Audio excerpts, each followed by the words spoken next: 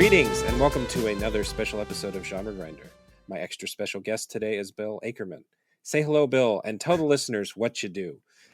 Okay. Hey, everybody. I am Bill Ackerman, the host of Supporting Characters podcast. I interview people that took their love of film into some form of project or vocation, whether it be film criticism, podcasts, film programming. That's been on hiatus this year. So I've been guesting on other people's podcasts. I've been on recent episodes of Directors Club, Projection Booth, Pure Cinema. I've been doing home video work off and on. I've done a couple commentaries, some booklet essays. So that's some of what I do.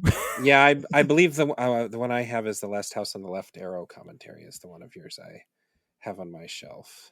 Yeah, for horror, I've done the booklet essays for the Arrow editions of Scalpel and Phantasm, the box set with the sphere. Right. And I did Last House on the Left, and I did Fade to Black for Vinegar Syndrome with Amanda Reyes.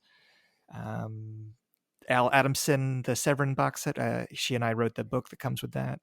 Yes. So a couple horror releases. Yeah.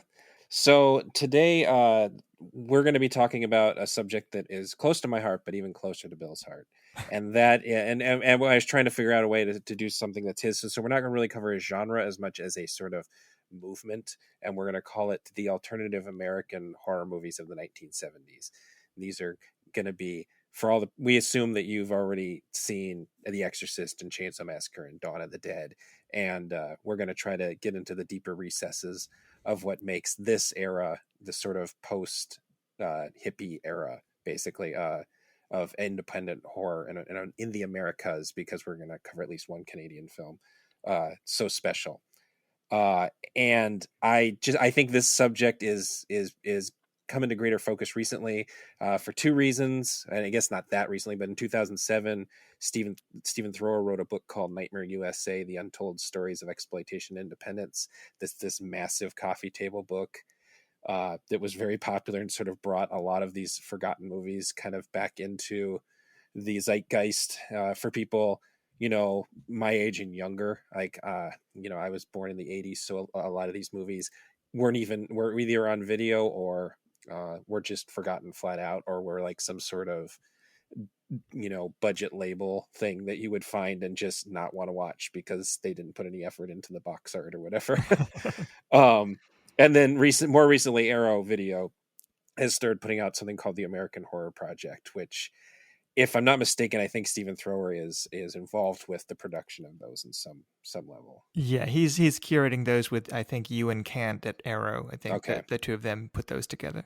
And Thrower is an interesting person to cover this because he is British, and so it's kind of neat looking at it through his eyes. But it's very specific. This is a very specific flavor of movie, even if it doesn't sound like it off the top. Well, I was gonna say, yeah, I think even before Nightmare USA, I kind of grouped a few of the films we're talking about today together in my head, and I could never quite figure out, like, verbalize, like, what connects this kind of mostly dreamy but not overtly surreal kind of regional horror of the 1970s. I sometimes it feels like it's, a lot of things are drawing from Roman Polanski's influence, like Rosemary's Baby and Repulsion, or other art film directors like Ingmar Bergman, like studies of madness and psychosis.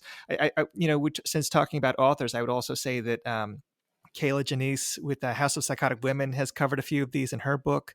Yes. And so I think that also helped to shine a light on certain titles we're going to be talking about.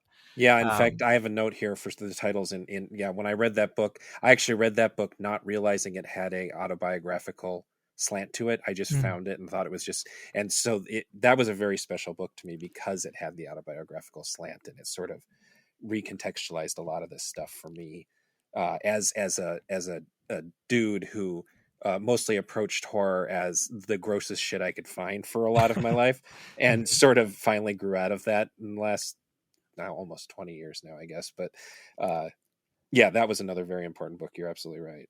Yeah.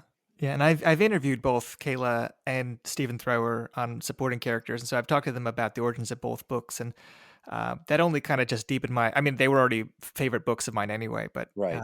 yeah, no, yeah, no, I think, yeah, because I can identify like a lot of '70s horror films that I love that don't fall into this category. Like, I mean, I love all the Halloween and. Right. Uh, I know that I like The Last House on Left more than you do, but like those kind of rougher horror films, I do like those as well. But I think the things we're talking about today are mostly, uh, more often than not, gentler films, I think. Yeah. I kind of the one thing I after I got through everything I was watching here and revisiting, I sort of was reminded that when I was talking to Jim about the Invasion of the Body Snatchers from '78, Mhm. that I read that personally as a movie about counterculturalists who age up and are out of the summer of love and the supposed revolution, and they don't like what they see, and it's sort of their way of finding every other way to deal with the problem instead of working on themselves. Mhm. And I think there's that sort of disillusionment in, well, in Dawn of the Dead in particular, but in these movies too. And something that makes them special is that they're not necessarily expressing it as concretely as that. Yeah, no, I'd agree with that. I think that that's definitely a theme that carries over something like Let's Scare Jessica to Death or Messiah of Evil to some extent. But yeah, I mean, Yeah. a lot of them have that feeling. And then it's also the '70s were the moment when like B horror movies became big, huge A movie production blockbusters. So everybody always blames Jaws for, ruining the world by creating the blockbuster, but at the same time, it also made, I assume it made studios, smaller studios, independent studios, more willing to explore the idea of adult horror, and genuinely weird movies sort of escaped from, in these days, there's probably a million straight to streaming movies that I'm never going to watch in my entire life, Mhm. and but there's probably like 8 on there that are actually really special movies, but because there's not like a system putting them in theaters, they're sort of like there's just something about this sort of pre-video era where there's not a lot of room for too many movies, so they got to be a little bit careful about what they release, but they also want product, and they know that there's a new kind of audience out there for it.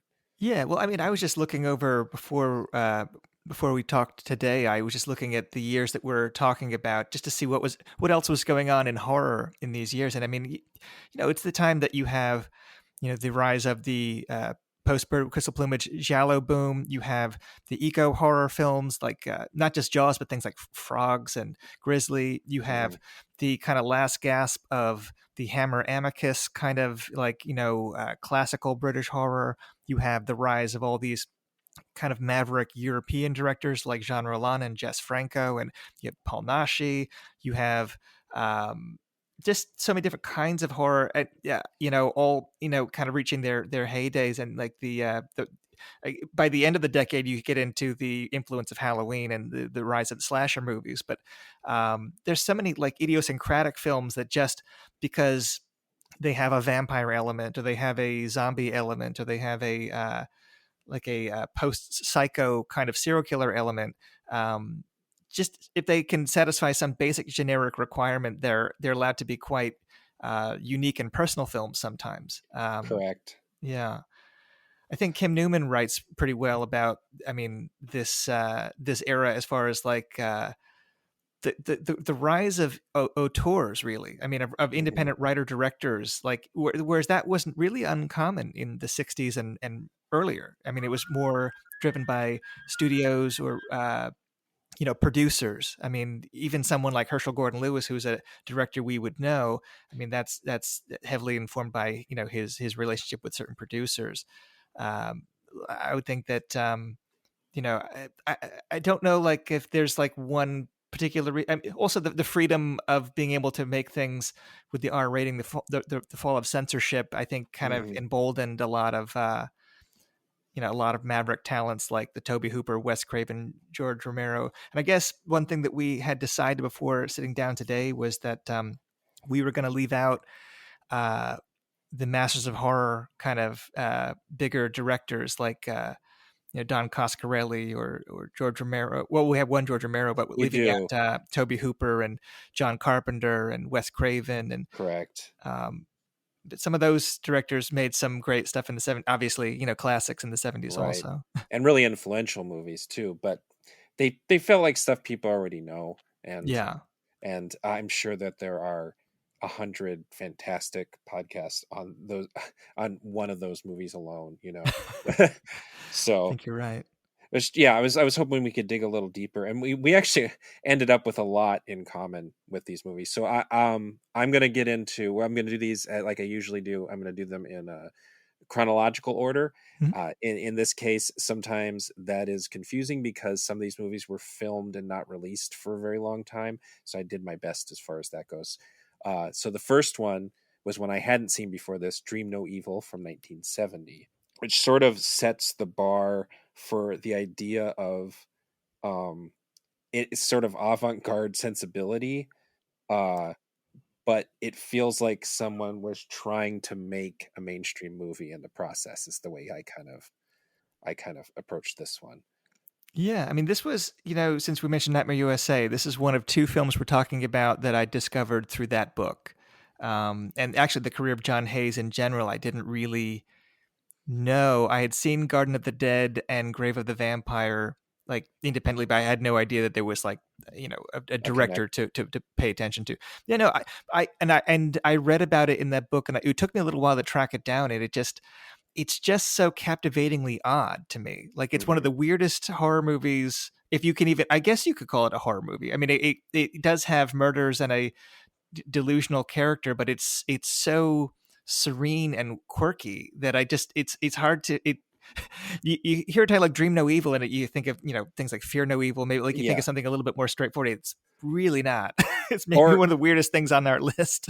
and it's all like the basic idea is almost like if you explain it to someone, it sounds almost like a Nightmare on Elm Street, or what's that? That's the Slayer, that slasher Oh yeah, movie yeah. Mhm. about the dream beast that attacks people. It sort of sounds like that's what it's going to be about. Yeah, yeah. Um, but it's I wrote in my notes here. I wrote it's a ride, but it's not a roller coaster. It's more like a lazy river that just sort of keeps getting more and more weird the longer you're on it. It's like it doesn't have like the big, like, it's not like being on a dark ride. There's not like booze. It's just things are starting to slowly, dissipate and get weirder, and like the plot never really falls away. I suppose it has more plot than a lot of these movies, actually. But it has like very, I mean, I don't know if we're going to overuse the term dream logic with a lot of these Yeah, films, but this has maybe the most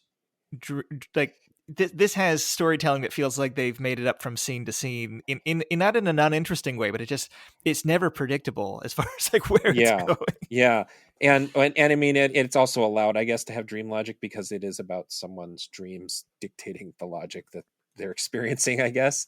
um uh And the problem is that I at a certain point I watched all these in a row, and I Mm. should say, maybe people can hear it in my voice. I have a cold that turned into a sinus infection, and there's something about watching a bunch of movies like this in a row, while not feeling quite right, that they sort of become a mud in your brain, and like I don't want to I don't want to say definitely watch these movies while sick, but like it sort of does add something to them. It sort of makes them.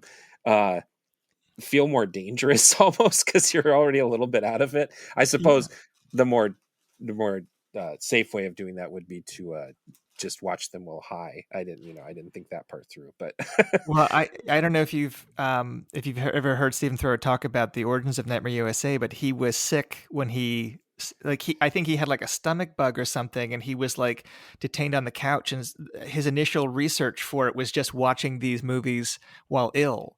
And uh-huh. he had said that that a lot of them he felt like the effects of them were analogous to drugs, as far as Yeah. like the like the wooziness of the storytelling.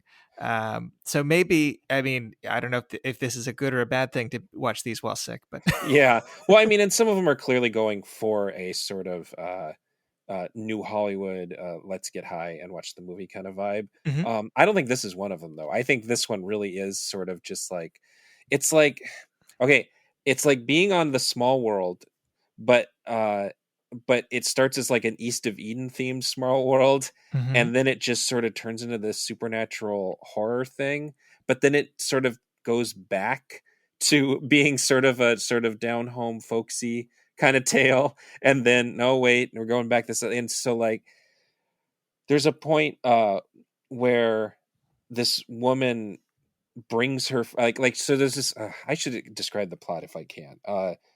The simplest way is that there's this traveling carnival tent revival basically, which is alone a very inherently American thing from what I could tell. Cursory research seems to say it was a Methodist and Pentecostal thing.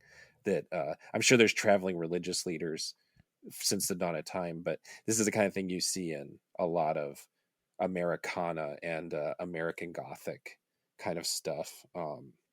Like there was just in The Devil All the Time, and then movies that aren't even supposed to be upsetting, like Benjamin Button has a big part of this sort of faith healing stuff in it. Anyway, so it seems to be, it's about this, but it's actually about like after this this it's like past the heyday of this event, and it's sort of being run by two pseudo siblings that don't really even believe, and you think that's what the story is going to be, but it's really more about this woman who's convinced her father who left her when she was a child is going to be in one of these towns where she stops, and then she sort of wills that into being, I guess is a way to I would put it.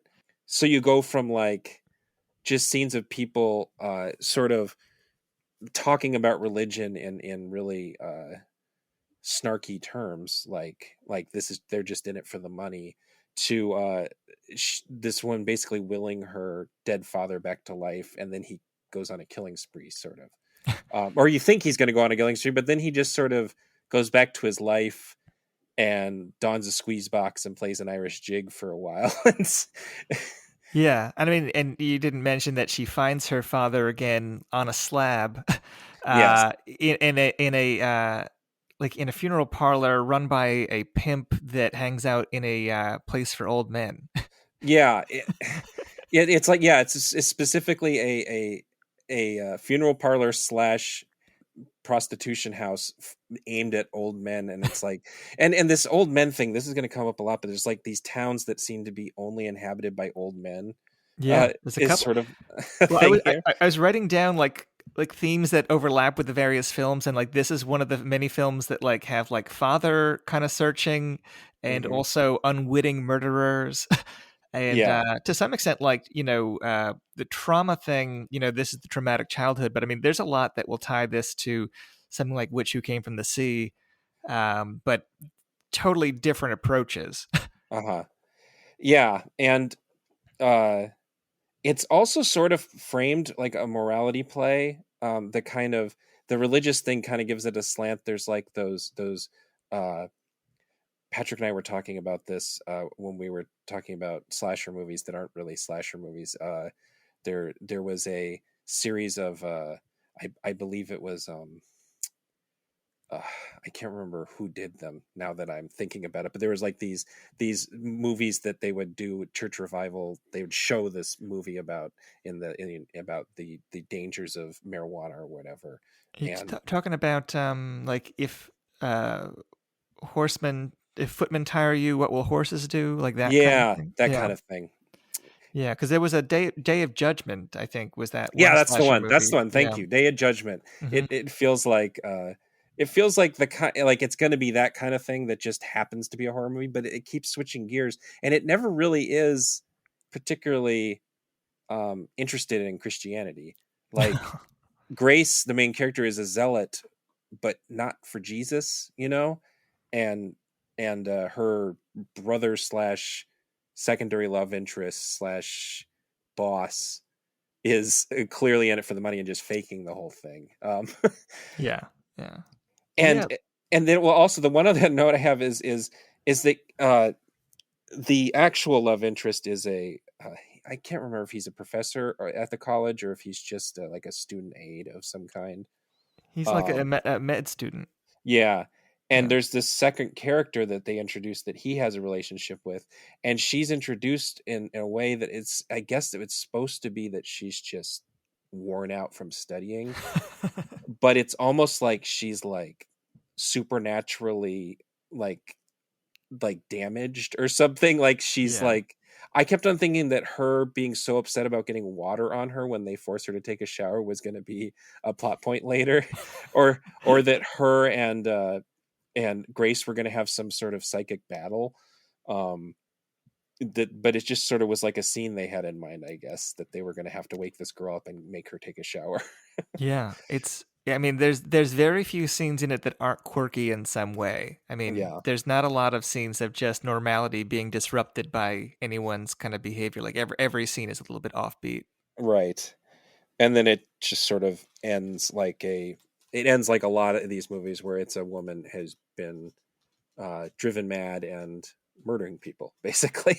um, it's a little less gentle about that part of it, I guess. Yeah, but I mean, it definitely feels like in some ways like a '60s horror film to me. I mean, it's Hmm. right at the beginning of the decade, so it still feels like a little bit kind of restrained compared to, I mean, even the things that come the following year, and Hmm. even compared to things that John Hayes does later. I mean, Right. Yeah, I but think that I'm sure that plenty of people have seen the vampire movie he did. Grave of the Vampire, Yeah, I remember renting it at Blockbuster in the yeah, '90s.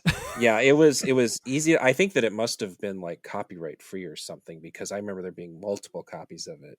Yeah, I. and Alpha Video and all those labels used to put out Hmm. Grave of the Vampire.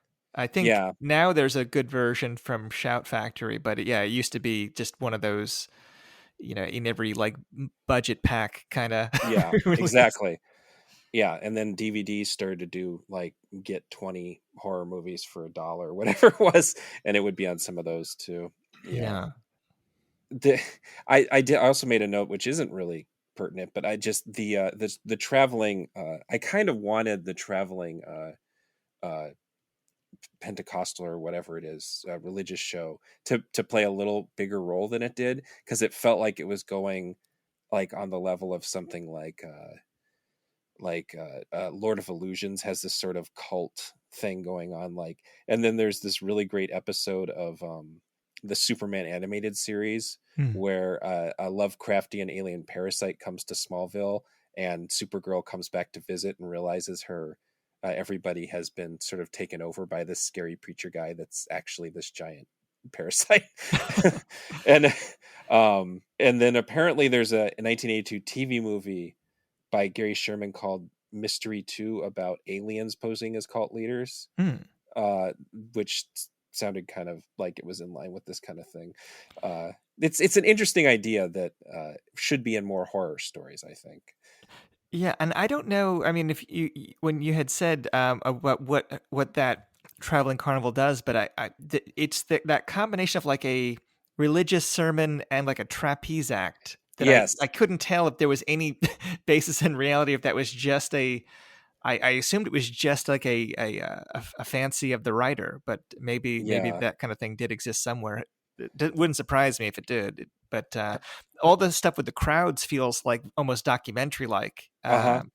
But then other things feel like as stylized as something like Lemora, or something that Hmm. is like really super designed, but designed on a budget. Like it's a very low budget film, but it doesn't feel like I mean, it has a amateurish. it has a stunt. Her whole thing is she jumps from very high, and it appears they might have. I mean, it could easily be a stunt double, but there's a couple of scenes where it looks like the actress herself does the little fall, the little trust God fall Yeah.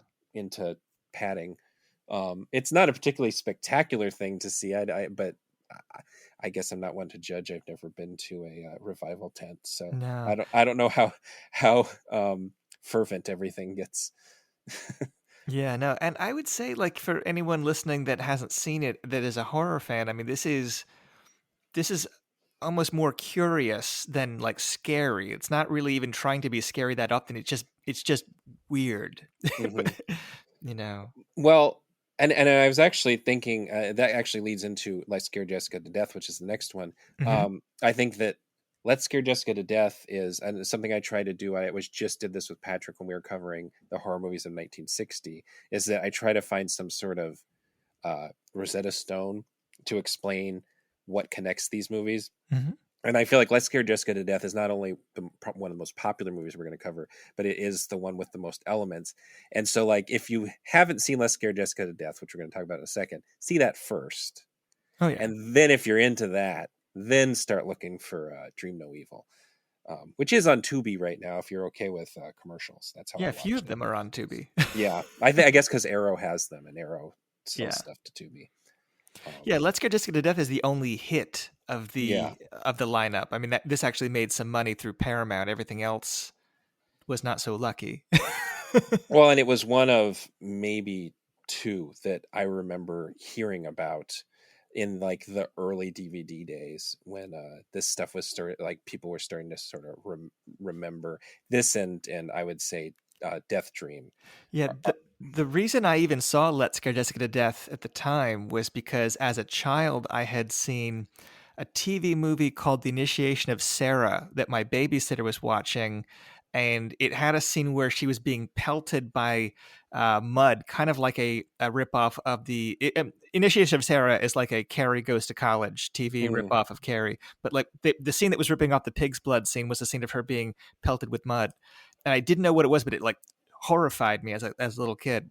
And so when I was older and renting horror movies, I was rent anything that seemed like it would have pranks or Mhm. initiations, because I could tell it's like a college initiation thing. So anything that seemed like it would be like a hazing type of situation, I would rent hoping to find this scene.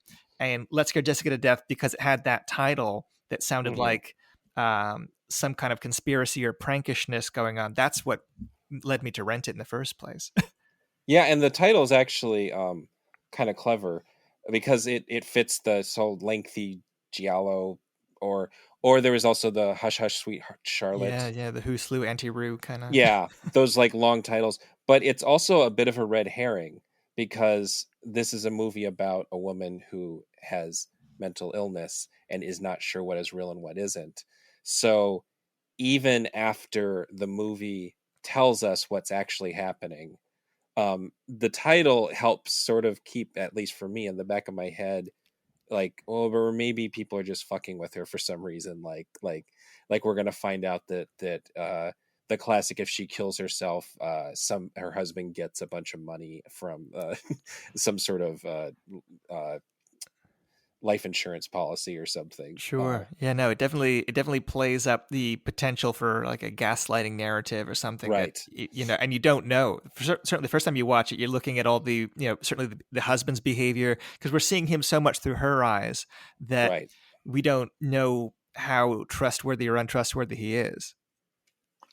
And she doesn't even trust herself, which is another thing. I think that it has a lot of overdub narration from her point of view, which Hmm. can be a little bit awkward, but it also really sticks us in her headspace. Yeah, Um, what's the actress's name? Zora Zora Lampert. Lampert. Her Yeah, performance is really good as far as what somebody who's experiencing mental distress and trying not to show the people around them that they are, because when I used to get anxiety attacks when I was a teenager, and that is the feeling you have, like I'm not going to let anybody know I'm freaking out right now. She's so good at that I don't think it really needs the narration, but it also sort of adds something to the situation, this particular situation, how uncomfortable it is, and that feeling of jealousy, and when you're like, oh, this person I love is going to betray me, and there's nothing I can do about it, and that's sort of weird. That, and then also the self-talk that people do to try to get themselves out of mentally distressing situations. yeah, yeah. I think that this one is. I mean, this is probably my favorite horror film. And Hmm. I think that it's interesting because John Hancock comes from theater background. This is his first feature film. He had done a short film, but this was like his first proper uh, theatrical feature, and it was produced independently and then distributed by Paramount. And the next thing you know, he's doing things like Bang the Drum Slowly, and he becomes a Hollywood director. But he's working with mostly East Coast theater people, or someone like Zora Lampert was like, did work with like Lumet and Cassavetes, and it's not faces that you associate with genre films. It Mm-hmm. doesn't have that feel, and it's like the perfect like post Romero, post Polanski kind of American horror film. Like you're right that it kind of sets the template for um, a certain kind of thing that you see throughout the decade, and also the blending of acoustic and electronic music. I Mm-hmm. think is pretty interesting and pretty new for that time. Yeah, I Um, mean, Clockwork Orange had just come out the same year, and that's a big one that for electronic music and movies. yeah, So this is a very early adopter. yeah. Walter Sear did the electronics for this, and I'm trying to think like what other. I think he might have been involved with Puzzle of a Downfall Child the year before, but like it's not really like it's all pretty new. I mean, Hmm. just not even in horror, but just in general, that kind of Hmm. scoring. Um, and yeah, I love that it is like one of the ultimate hippies growing up, and what do you do when you're trying Yeah, to make a life after the counterculture Woodstock kind of thing has kind of crashed. You move to small town, and you encounter hostility. It's a different kind of thing than Messiah of Evil, but it's the same theme of like the small town kind of rejects this generation. yeah. All the small town of nothing but old men Yeah. happens again. Yeah. uh, And it also, this is at a time when the vampire movie is going to have like a major resurgence. I think Count Yorga Vampire is the year before. It's yeah, 1970, and then it's also 1970 is also the year of the Vampire Lovers, and Hammer kind of reinventing itself as a sexier, R-rated kind of yeah. take on that thing. Something the kids will like. Yeah, Hammer trying to say, "Hey, kids, we're not stuffy." Yeah, yeah. And 71 is also the year of the Velvet Vampire and Hmm. Vampiros Lesbo. So it's like Daughters of Darkness, like vampires become like like a useful kind of genre framework. And something like Let's Get Jessica to Death doesn't have fangs or bats or Hmm. capes or coffins. So you don't even necessarily always think to put it in that category, but it is Right. one of those. I mean, it's things like she stays because she's invited to stay. Is she a vampire, or is it just um, Jessica's kind of imagination? I mean, it plays with that ambiguity the whole way through. But um, yeah, it's a great. I mean, it's super atmospheric, and I think it's a great like afternoon horror. Yeah. Well, and all those movies you mentioned, almost all of them are loosely based one way or another on Carmilla, Carmilla, yeah, yeah, which is yeah. I guess there was a official version of that made in 1960, I think, uh, Blood and Roses, yeah, but yeah. is otherwise just this sort of like there might, I mean, there's okay, that's not true. There's definitely more Dracula movies than Carmilla movies, but there's a whole There's a lot of but Carmilla movies. there's a lot of them, and if you know the story, this one's actually a very clever updating of it, Yeah, because a lot of them like vampire lovers take it and sort of just take the story part and then really amp up the lesbian part. um which this really does not do at all. no, this doesn't, and I have no problem with it ramping up the lesbian part. And those sapphic vampire movies are some of my favorite movies, actually. Oh yeah, they're great. The ones you've mentioned. But this has it's just it feels like the 1971 version of that story in a way that you almost don't even if you're familiar with the story, you don't notice how many things that they're actually having in common. Uh, but yeah, it was something that I didn't even think of the first couple times I saw it, and then I read somewhere that it was a loose update of Carmilla, and I'm like, what? No, oh yeah, I guess. I mean, Emily is like the '60s bohemian Carmilla. Did escape to northeastern America, and just made this town her own. And it's so interesting because it wasn't even written to be that. Because it was it Lee Kalkheim or Kalkham? I don't know. I've never actually had to say Yeah. his name aloud before. But he wrote the script. It was like it drinks hippie blood or something like that. That was like Uh huh. a monster in the lake kind of thing. That it had the hippie thing, but it was like this. I mean, it sounded like a bad horror comedy. Yeah. and John Hancock, I think, just threw it out and like kept like the skeleton of it and made and then brought I think brought the Carmilla thing to light that you're talking about, and I think that's it's just so funny that would have like this really kind of cheesy kind of origin that becomes this like kind of melancholy, really well acted, like Hmm. heavy hearted kind of ghosty kind of feeling movie. And it's been nice to see it getting renewed attention in recent years. I think Kayla's book definitely helped. Hmm. Um, It's you on the know, cover of it's on the both cover of one versions. edition, and then Yeah. Criterion put it in one like 70s lineup, and the recent Blu-ray. So it's people are getting more aware of it. I mean, when I've showed it to people back in the day, I think sometimes it was a little too subtle for some of my friends that were looking for Yeah. more proper, like visceral horror. I I do think that this one is one case where there wasn't like a specific, like a lot of times like Criterion or back in the day Anchor Bay would release something that they got their hands on because whoever was in charge of buying, like, no, this is important, people need to see it, and it Mhm. would suddenly get a reprisal. uh I think this one has been like sustained word of mouth since its release, that just keeps building and building, because it's a huge thing in Kim Newman's That's his night. favorite horror movie as well. Yeah, I mean, nightmare movies. It's like, speaking of Rosetta Stones, it's like the Rosetta Stone of that book. Yeah. Um, and that was the first time I had ever heard of it. Is I just happened to pick up that book at a used bookstore one day, looking for something to, because I was like, I need to get more educated on horror movies and look into stuff that's not just new, and so that's where I figured out what it was. But I don't think I think it's been, because it didn't even get a Blu-ray release until 2 years ago, a year and a half ago. And the Uh, DVD that came out from Paramount was like misleadingly covered and like mhm. came out very belatedly, no extra features on it. I think because it's a studio title, it didn't have the same for better or for worse, it wasn't passed around the way like Right. certain independent titles are with these boutique labels. They didn't have access to it, at Arrow and Blue Underground and Yeah. whoever. Arrow, but so I, I think, and that happens with a few of these, like if they don't have that same kind of curation from a Criterion or a genre movie Criterion equivalent, that can hurt them. But yeah, no, Kim Newman has definitely been banging the drum for this film for a long time. Yeah. Yeah.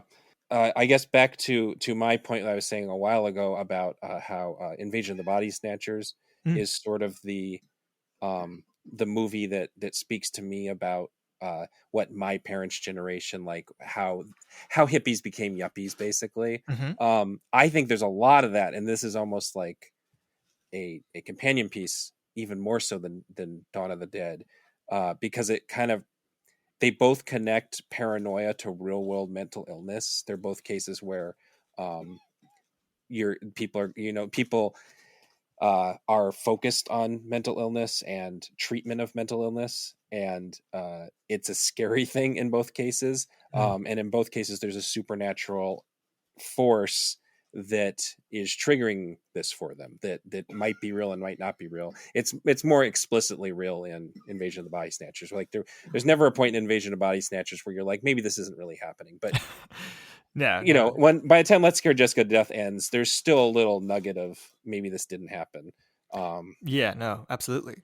and and I mean, it doesn't connect to the, what's the word I'm looking for, the consumer culture part Mm-mm. that Dawn of the Dead and does, but it still connects to that sort of like you said, loss of, like, now they're adults and they have to do something with themselves.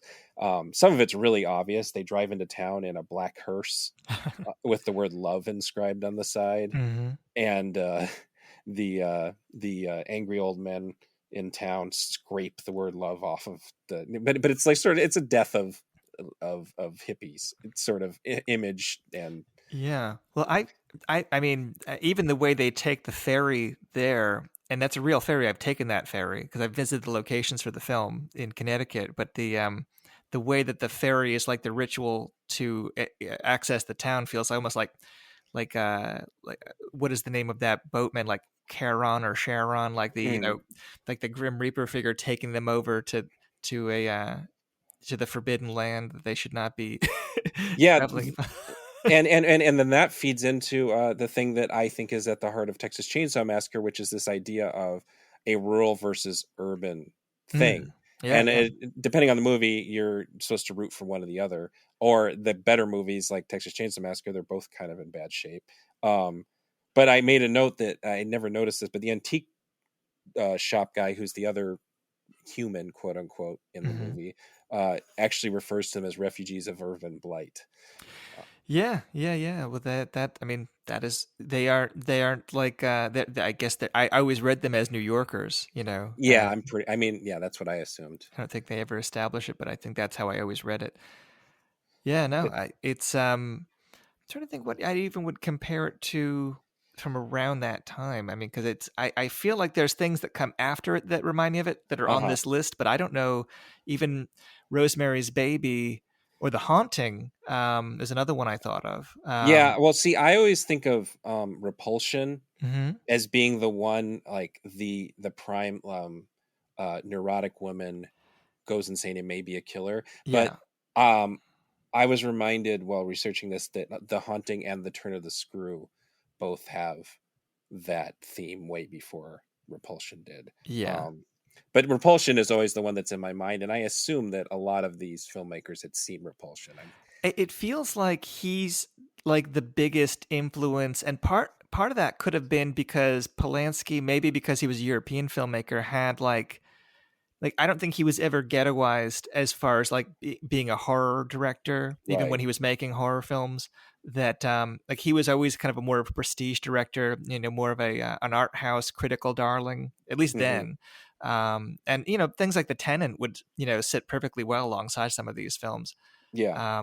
So I think that some Bergman also could have inspired this. I don't know. Maybe I know Antonioni's an influence on one other film we'll be talking about. Hmm. Um, so I think that there's some highbrow influences mixed in with the Universal monsters and Hammer films that I think that horror was more identified with prior to this generation coming into prominence.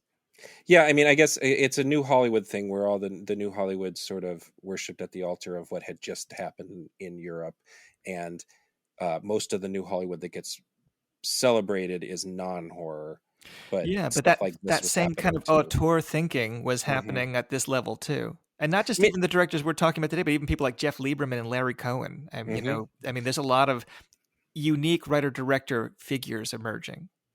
Yeah, I mean, and I don't think that there's something about Less Scared Jessica Death that does actually remind me of Cassavetes, just because there's something scary about Cassavetes movies to me that this movie also kind of captures. Um, Yeah. Well, there's but one of the ones we're going to be talking about. I feel like borrows like outright from, well, hmm actually two borrow outright from Faces. yeah, it's true. Um, so yeah, so this is the important one. Watch this one first. Maybe Yeah. we should even talked about it first. We talked about it second. That's good enough. So if you didn't have anything else to add on this, we can move on No. If to 1972's The Premonition. Uh, or was it Premonition or The Premonition? it's The Premonition. Yeah. Or no, Premonition. Gosh, Yeah. shit. Now I have it. Yeah, you're right. We were It's talking about easily Alan get. Rudolph, right? Yes, we're talking about the Rudolph movie. We're not talking about The Robert Robert Allen Allen, Schnitzer movie from 1976. right? Which is was included on the American Horror Project, which makes it even more confusing. Uh, Yeah, yeah, Premonition is 1972, Alan Rudolph, and I thought this was this is a personal favorite of mine that has never really been has never enjoyed the reassessment of some of the other yeah, films we're talking about. yeah. I watched oven baked VHS rip on YouTube. That's the way I was able to see it. Yeah, that's the only way you can see it now. I mean, it Yeah, had a VHS release and it had like a budget DVD release under the title Head, which I think was the shooting title.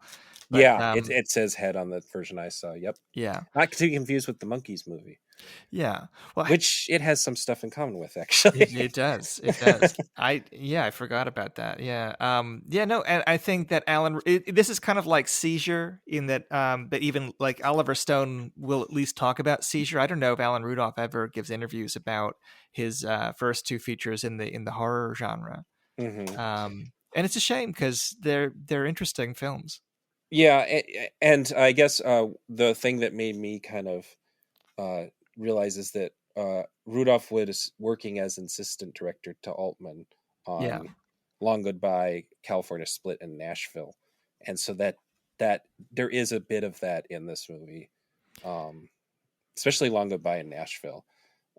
There's Yeah, but this precedes the Altman yeah, collaborations. But yeah, you're right. I can see. I mean, the kinship, and I think he was assistant directing on like Brady Bunch or something prior to this. Like yes, he comes from like a Holly. Like I think his dad was a producer or something. I can't remember off the top of my head, but I know that he had like industry ties in a way, hmm family. But yeah, and I thought it makes an interesting companion to something like Let's Scare Jessica to Death because again, it's an account of a traumatized survivor, and so the fantastic elements could be explained away by the memory, the unreliable memory of the protagonist, hmm um, but or drug use. or drug use, yeah.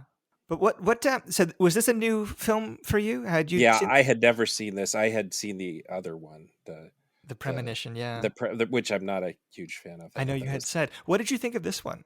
I thought that this one was really interesting, and to me, the way I was going to describe it to people is that it sort of feels like there's a bog standard drama with comedic elements about a rock band, and it gets sort of invaded by a horror movie. Um, Yeah. and I've never taken LSD, but I imagine there could be cases of people watching harmless rock dramas under the influence that see them as this sort of horror film like this. Like they're not sure what they saw, what they think they saw, that kind of situation. Mm. Um, and then it's funny that he did the Brady Bunch thing because there's something about, I mean, I guess it would make more sense if he had directed Partridge Family.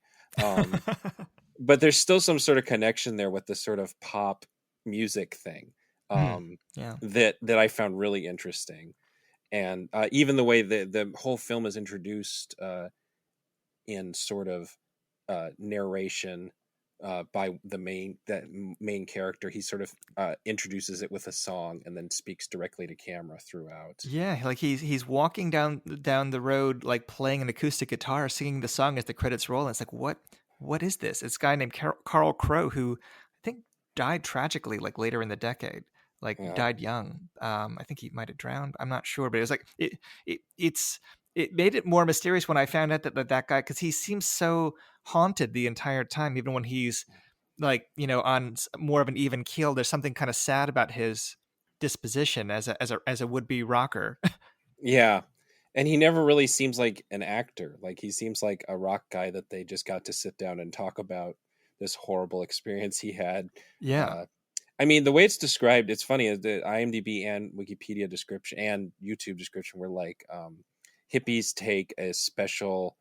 Hippies eat a red flower and they see their death, and then their death slowly, the death they've seen has slowly comes to be, which makes it sound like a Final Destination movie or Yeah, something. no, yeah, it's a very misleading way to describe Very the misleading. movie.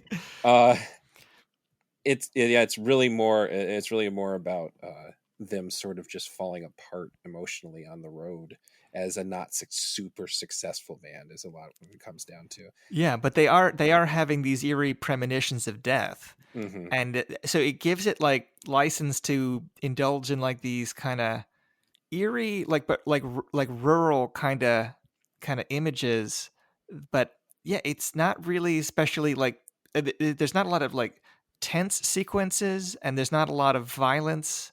It's just it feels like that same kind of lost melancholy horror feeling of Jessica, hmm but transposed over to this kind of this rock band context. I always wondered if it was just like Rudolph wanted to tell a story about drug addiction destroying the counterculture music scene and needed to find a fantastic way to sell the idea. like a hook. And that's kind of Yeah. how it feels to me. Like it doesn't feel like a film concerned with being a proper horror film, but enough attention to the genre that it has the scenes that mark it as a horror film, but allows a lot of time to let characters, you know, you know, exist and behave and like learn about their kind of little rivalries. And I don't know, it's just one of those. I don't even know, like, if it wound up an American Horror Project in the future, like what people would make of it, because Hmm. again, it's like Dream No Evil. Like it's a horror film, but it's a different animal than something like Texas Chainsaw Massacre. That's like meant to be like a real, knuckle biting kind of Yeah, suspense kind of situation. Like it's not like that. and it's not really a comedy. It has some funny elements, but it's not really a comedy. No. Oh, and another note I made is that by the end of it, it kind of feels like Rudolph watched Easy Rider and realized that if you sort of change the soundtrack of Easy Rider to droning keyboard music, Mm-hmm. um, it's a horror movie. Because I've always found Easy Rider, it's really disorienting and it's bleak, and it ends with a shock ending. Yeah. So it's like, yeah, all you have to do is change a couple elements, and that sort of like mixed media, uh, improvisational approach to storytelling kind of fits. That's interesting. I never thought about the Easy Rider connection, but he would have definitely been aware of it. So I mean, Yeah, that I could have. mean everybody was. Yeah, I mean, I wonder if that was an influence. I've always wanted to talk to Alan Rudolph about it, and I found his agent's contact information. I don't know if he still represents him. They're both like 90 years old now, so I don't even know like if he'd be more or less open to talking about those films, because I don't think he ever did any press about them. I could actually find very little evidence that it even played more than a few markets in Hmm. theaters in the 70s. So he went on to make a film called Barn of the Naked Dead that Right. is a lot more of a proper Exploitation. grindhouse Yeah. exploitation title. Yeah, that's one that, because of its title, and again, I think it did not have a copyright, because it was another one that you just see everywhere at a certain point. So Yeah. I don't. I thinking it also had some sort of copyright problems. I mean, that's definitely a title that you can't ever forget. Right. Right. And yeah, and I suppose if he feels ashamed, which he shouldn't, of either of those movies, that would be the one that you would kind of want to pretend you weren't a part of. Yeah, I mean that one definitely is a little bit more unpleasant, and that feels closer to something like Schoolgirls and Chains, like those kind of Right. movies. And Premonition is such a different animal. I don't know. I mean, I was just glad to even have a chance to talk about it briefly on a podcast with somebody. Yeah. Well, and it's a movie that I think that if anybody would just not, if I didn't have to just watch this VHS, not good VHS copy, that there's something more to it that I'm missing, is also what I feel. There's Yeah, always something about that with certain types of movies, that some VHS transfers really actually ruin, and others improve. yeah. But even if Code Red puts it out in like a beat up grindhouse print Yeah, on Blu-ray, I'll buy it like for $30 yeah, the first day. yeah. Of course, of course. As yeah, if it actually looks like film, maybe would help. That would Not help. just tracking lines the whole time. Um, and I also should say that there is a small tradition of like sort of hippie death trip movies, Yeah. um, that were in. So there's I Eat Your Skin, where sort of Manson family inspired hippies are fed poison meat and get rabies. You're talking about I Drink Your Blood. I said I Eat Your Skin. Yes, I Drink Your Blood, which I know is one of Patrick's favorites. Yeah. Um, and then there's Blue Sunshine, Hmm. about poisonous LSD that turns hippies into homicidal maniacs years later. And I always thought it was interesting that those were both a take on the zombie type movie. Yeah, I And guess so. Yeah. so in the way that Let's Get Jessica to Death is a take on vampires, they are sort of a version of zombie movies, where if say Dawn of the Dead hadn't come out at the end of the decade and been a huge hit, maybe we would have had less post-apocalyptic zombie movies, and less movies about zombies that eat people, and more movies about chemical zombies or emotional zombies or something like that. Yeah, no, that's a good point. I mean, and there's a little bit of zombie-ish action in Jessica also with Hmm. the, old men as servants of the vampire woman. Right, right. Yeah.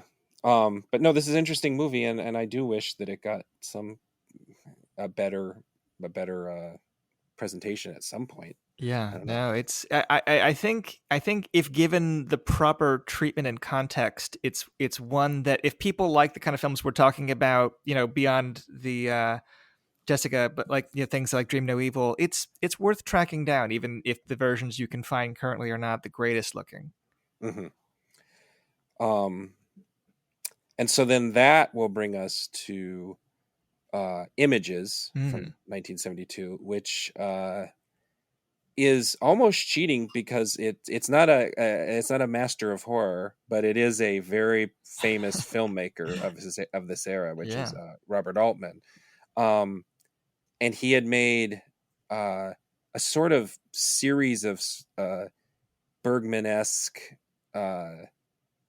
movies in this period that aren't. This one's the one that's closest to just being a horror movie, I think.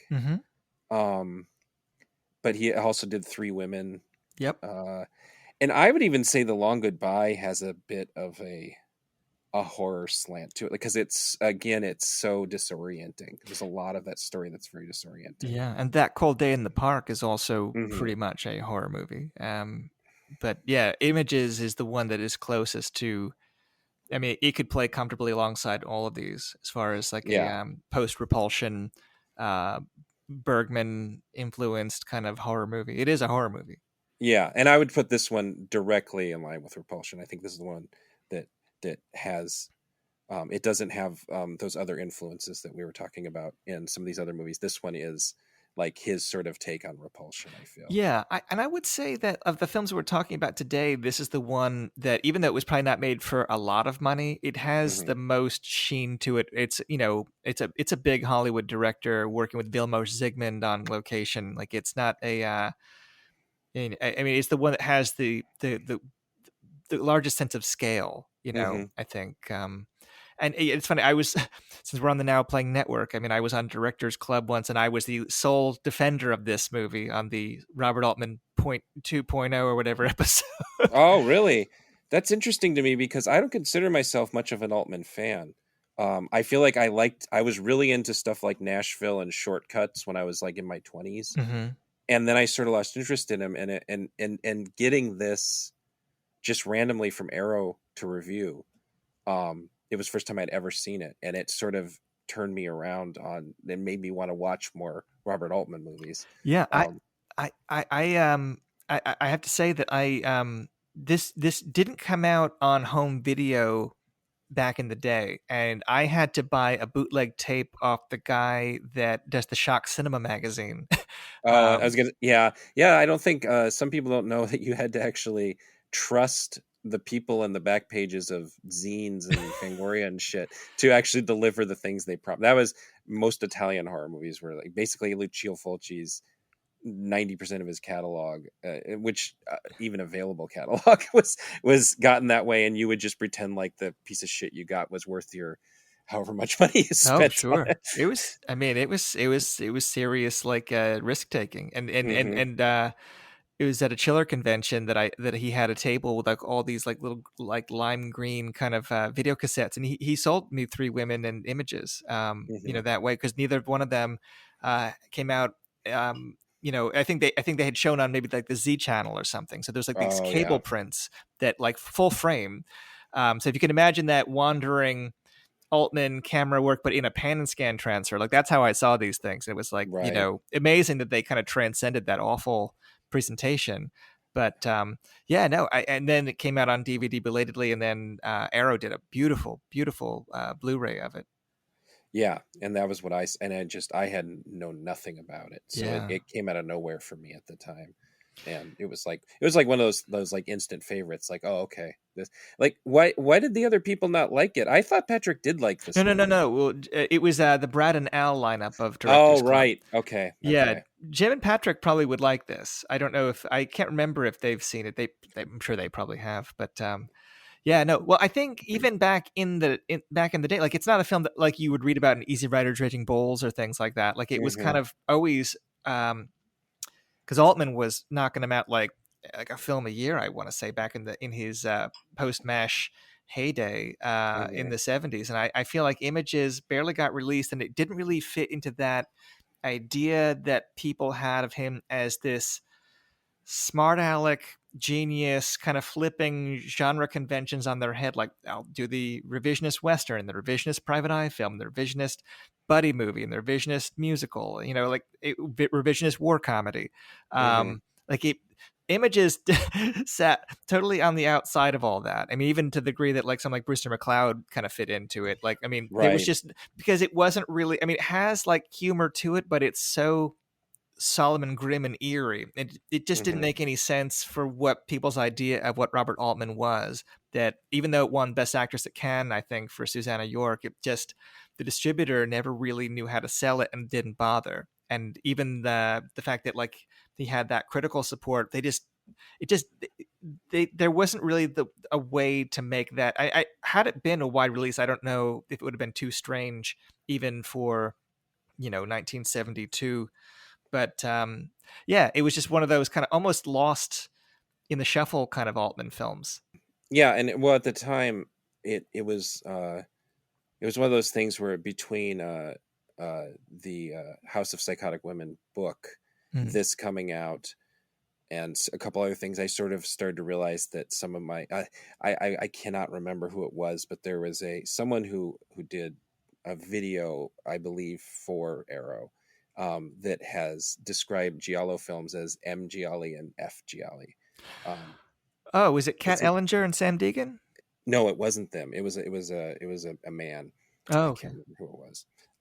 No, it wasn't them. But anyway, it was this interesting idea that there are this male-driven giallo movies and female-driven, and this sort of the female-driven giallo movies, and how many of them are about like high society women who are breaking down Like and are Umberto Lenzi kind of suspicious. stuff. Yeah, Yeah. and are suspicious of everything around. Like the ultimate one to me is Fulci's Lizard in a Woman's Skin, Mhm. uh, where she's not even sure if she's the killer or not. Um, and I just realized that there's something about these movies, and Repulsion being one of them, but this movies we're talking about, and that connect a lot for me. And I don't know what that says about me. I feel like that there that there's an maybe an unintended sexism in that, but there's something about this specific type of movie that really works, and I think this is maybe almost the most pure version of that, where it's just about a woman who is dangerous because she's unaware and like sick of entitled men.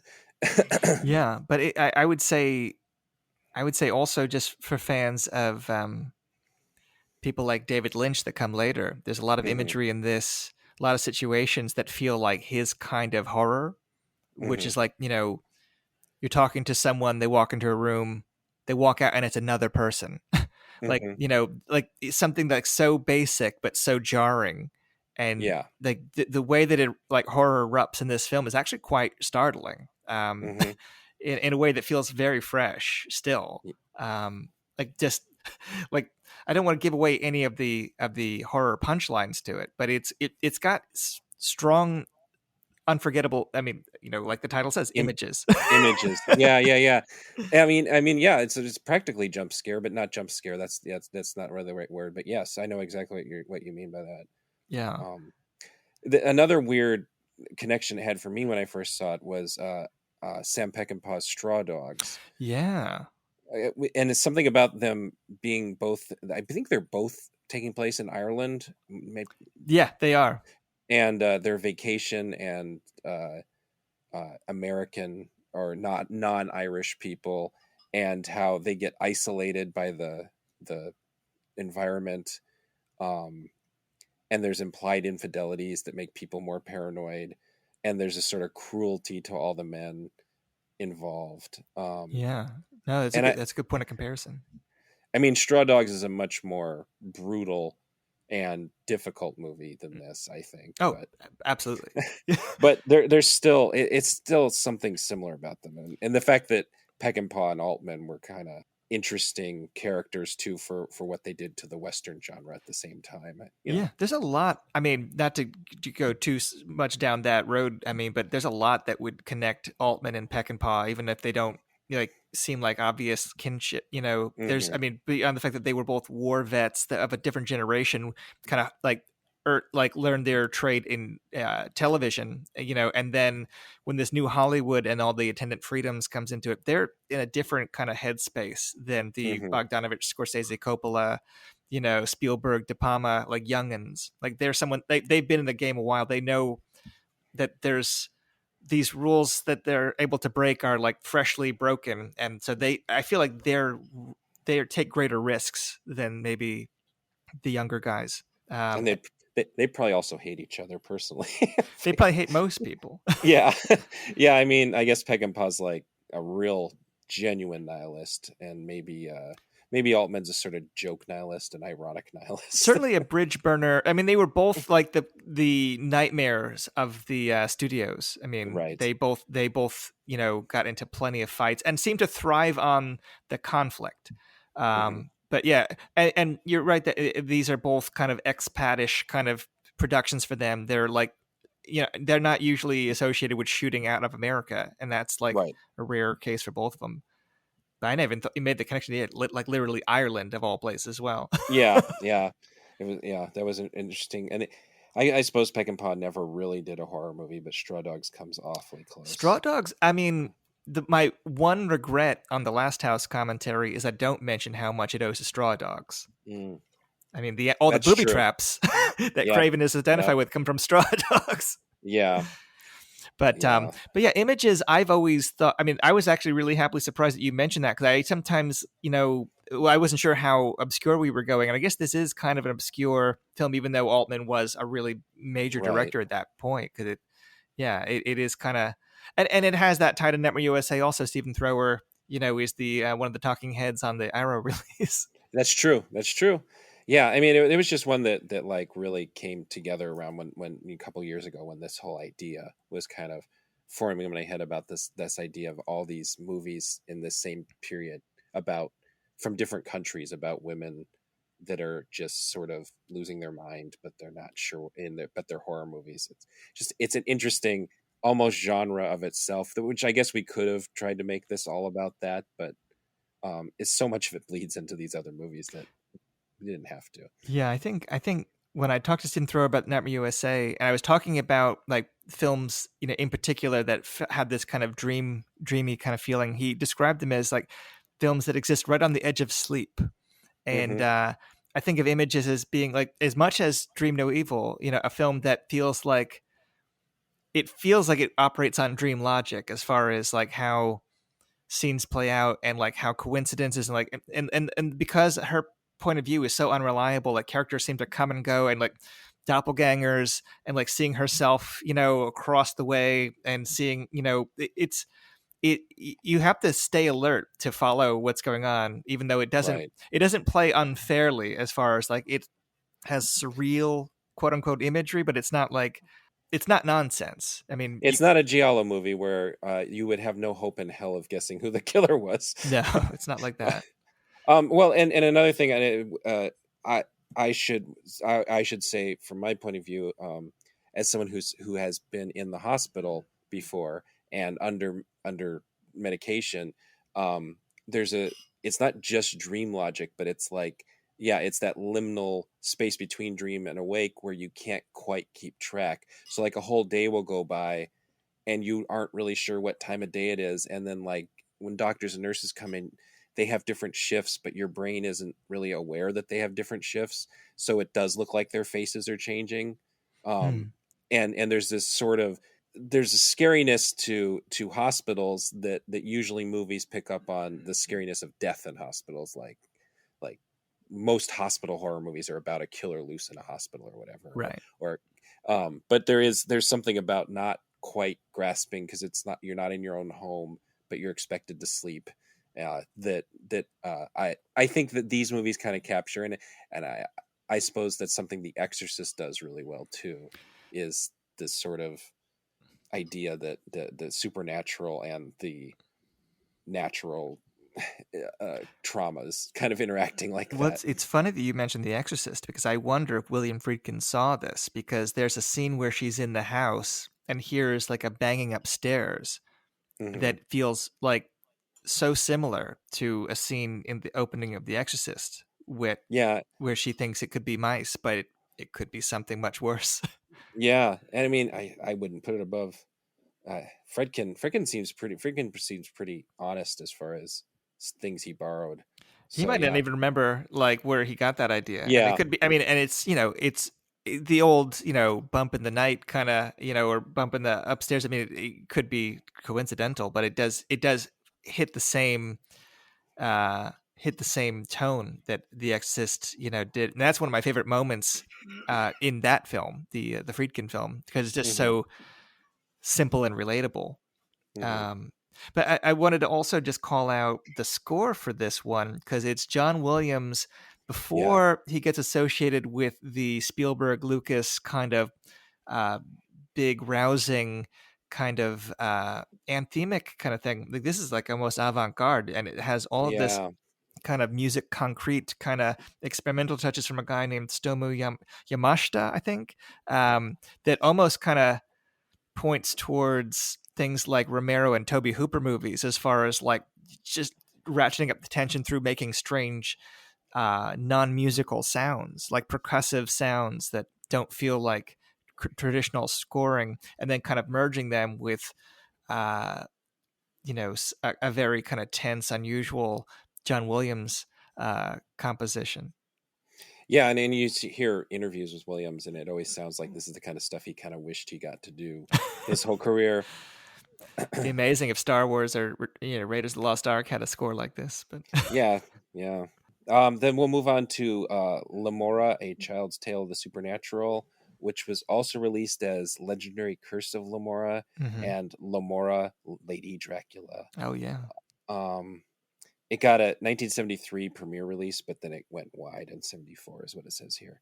Um, this and Let's Scare Jessica to Death are the only two that I feel like people were talking about regularly in the 90s, when I was really getting into horror as a younger person, and that I was told I had to find a way to see. And I think it eventually did get it was probably also Anchor Bay. It was Um, Synapse. Synapse. Yeah. Yeah, it didn't have, I mean, I bought it from Michael Moore Video and not that Michael Moore, different Right. Michael Moore, Right. that looked kind of like a pirate tape. I don't know, but it had like an exclusive interview on it. So it felt like some kind of missing link between bootleg and legit release. But Right. I had read about it in Danny Perry's cult movie stars, because I was a big fan of Rainbow Smith, Cheryl Smith, the lead in this, and it Mhm. was like this offbeat horror film that she was the lead actress in, and I knew her from sexploitation films like the Jack Hill movies, Swingin' Cheerleaders, and Massacre at Central High, and things like that.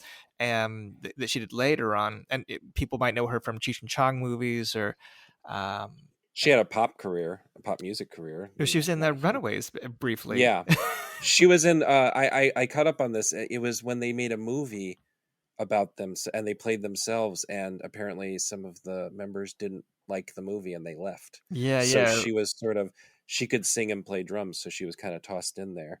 I thought, yeah, Yeah, interesting. and that footage, which was an abandoned movie called "We're All Crazy Now," I think, became a film called Dubidio, which Ray Sharkey is in. But yeah, Mm. yeah, no, it was a film that took a while for me to track down, and then it was again like Three Women Are Images, like a film that I mean, when you're doing the bootleg thing, it's like you're rolling the dice, hoping you see something Hmm. good. And this was like, oh my god, this is like amazing. I couldn't believe how good it was. And so you had seen this in the '90s? Yeah, I believe. I believe back in Arizona in Tucson where I grew up, there was a pretty good video store that still technically exists called Casa Video, and somebody who worked there put a lot of effort into having a horror section, a really nice horror section. Um, and I had just read about this probably in the really early internet is probably where I got this from, Okay. because I didn't watch horror movies until I was like 15 or 16 because I got anxiety attacks and they freaked me out, and then I got a medication, and so I had to like make up for lost time. um and so I was old enough to get my own card to rent videos, and yeah, and so this was one on this like list I used to carry around of things you need to see, and I'm pretty sure I just got it off some early fan website or something of like I liked the idea of vampire movies that weren't very non-traditional, so I think I wrote it down on there. Yeah. Yeah, this But I couldn't tell you what company the VHS was released under. It might have been also been a bootleg. Yeah, no, I don't think it had like anything that would appear like that legit looking until the Synapse one. And then I Right. think there's been some issue where no one's been able to do a Blu-ray for reasons to do, I think, with elements or something. I'm not quite clear what Hmm. happened because I know there's a demand for a Blu-ray, and I think that labels are trying to make it happen, but I don't know. But this is a personal favorite of mine as well. I think it's yeah, it's like Alice in Wonderland meets lesbian vampire movie, kind Yep. of. Kind of, it feels like very much like a dark fairy tale. I mean, especially with that, in that official title, Lemora, A Child's Tale of the Supernatural. I mean, that's perfect. I mean, it's a little long for the marquee, but it's perfect Right. way to sum up Yeah. the feeling of it. It's weird. That's the only film that Richard Blackburn ever directed. He co-wrote Eating Raoul, which I remember seeing. Which this is like, there's actually movies on here that sort of remind me of Eating Raoul, and this is not one of them. Yeah. I mean, it does have some purposely funny bits. Yes. Yeah. And it is sort of about a healthy distrust of the status quo, I suppose. They both have that kind of theme Yeah. about, I mean, I don't want to read deeper meaning into Beyond the Obvious, which is the, like you said, lesbian vampire part. But it kind of feels like it's a little bit about maturing themes in pop culture, American pop culture. Like on the surface, it's about an angelic child wandering into the world of adult predators. Um, but it's sort of like everyone's a potential threat. The more that the audience is more aware of it than she is, which goes what you said. It's Alice in Wonderland, basically. Yeah. Um, and I guess the reason I'm really, that's another one of my things is Alice in Wonderland variants. So the idea of Alice surviving Wonderland because she's polite to people has always been interesting to me. It's really more of a thing in the Disney version, but still, it's sort of a kind of ongoing thing. And it's same thing. Other like what's it called? Spirited Away Mm-hmm. has that kind of thing where she survives this Alice in Wonderland situation because she just goes along with it. Labyrinth is about a young girl sort of learning to be polite to get her way through. Pan's Labyrinth also has that kind of going on. It's just, yeah, it's the Alice in Wonderland thing is great. And so I do think that there's a little bit about that we not just about, like, Alice in Wonderland is about mature women maturing, girls maturing to women, and I think that this movie has a kind of, this is about pop culture ideas maturing. Do you are you reminded at all of Italian horror with the look of this at all? Because I Yeah. think of Bava and even things Argento does later a little bit. Hmm. Yeah, it's there's a lot of Kill Baby Kill, Mm-hmm. uh Baron of Blood kind of. Oh, and actually, now that I think about it, one Lisa and the Devil has a lot of this sort of that's a more decorative movie than this, but Mm-hmm. there's a similar kind of vibe. Yeah, for sure. Yeah, because that was another thing that struck me when I saw it, because it does. I mean, that and another film from 1973 that we'll be talking about do feel like, I mean, like European horror in a good way in places in terms Hmm. of the creative lighting choices. But Right. yeah, this kind of stands apart even on the list because it's not like it doesn't have the same kind of tendency towards psychodrama as like some of these, but it's just so idiosyncratic, and again, like that kind of dream logic, like the way that it unfolds is the logic of a nightmare, like from the way that she, like how, like what puts the narrative in place in terms of like it's like a gangster movie for a second, and then it's like Yeah. she's like sneaking a ride into town and like encountering just like this very exaggerated like horrible adult world, and then it becomes almost like a Disney princess kind of movie where she Hmm. encounters like the wicked queen, but Yeah. like with monster children and just weird singing old witches, and then it becomes like almost like like a prototype for those. I've never seen any of those underworld kind of movies where like vampires and werewolves are doing battle, but like Right. it feels like almost setting the stage for that kind of like, exaggerated like monster fantasy kind of battling. And it has a really long kind of climactic chase Yes. that kind of feels like filler, but is so nicely photographed that I don't mind.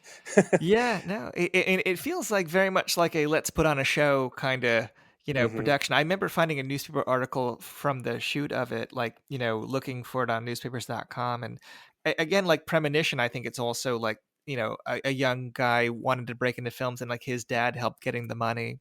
I think Hmm. Premonition was kind of the same way. And I just always thought it was such a shame because the way a lot of these films worked, like they were self-starters, like a lot of them, and they were kind of at the mercy of fairly unscrupulous distributors. I mean, John Hancock, sold his to Paramount. It's a little different, but like some of Hmm. these just, dealing with like these kind of maybe slightly dodgy kind of distributor types, and then dealing with like shady sub distributors, and so a lot of them lost their shirt where they just didn't see any money from these things.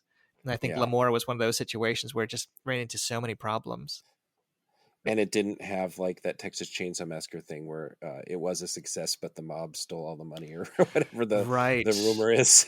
Yeah, yeah, yeah. Yeah, no, it's not quite as extreme as that. But I mean, and Lemora was the kind of thing that because it wasn't as explicit or harrowing as a Hooper film, it was Hmm. able to make the transition to like late show. So Yeah. I think a few of these, um, Let's Get Jessica Together was another one. These were perfect like late show kind of fodder because they didn't have a lot of nudity and gore. And so they Hmm. could be just you're up at 3 a.m. Let's put on something with vampires, and this is perfect, and you feel like you're dreaming it anyway.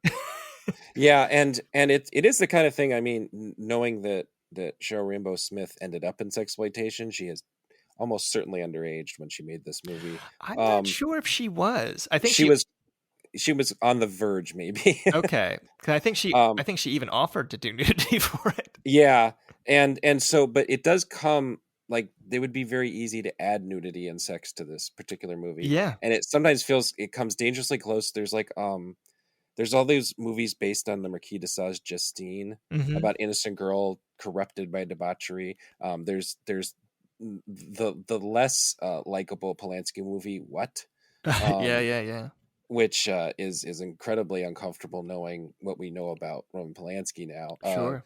Yeah. That so, but there's this sort of child coding and Alice in Wonderland character that could be pretty exploitative.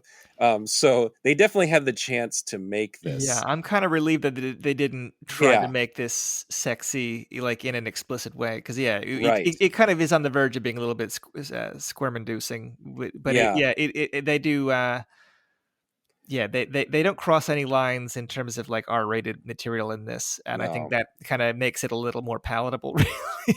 Yeah, I believe the version I watched on YouTube claimed it was PG-13, which I'm sure is bullshit. It doesn't have a rating. But yeah, it feels like I think it was a PG film though. I don't think. yeah, Yeah, I think. What was that the? would make sense. Yeah, I think a few of these were PG. Well, Actually. God, we're gonna one we're gonna talk about was PG, and I was a little shocked by. But no, this one is and part of actually what makes it a little upsetting is the fact that you keep being afraid it's gonna do something naughty, and then it never does, which is kind of the theme. I think what I meant to say earlier when I was trying to gather my thoughts about what feels like Blackburn's thing is I think he's not necessarily anti-religious. I guess the Catholic League of Decency saw this movie and thought it was very anti-Catholic. Yeah, they did. Um, and I think that he is a little more anti-naivete, and this is sort of like, um, it's sort of like the character. Lena is the name of Lemora is the sort of vampiress that she's meeting. But there is something about her sort of leaving behind naivete that it is sort of a sort of that satisfying theme to the whole thing, which I guess is again Alice in Wonderland. Yeah, Uh, yeah.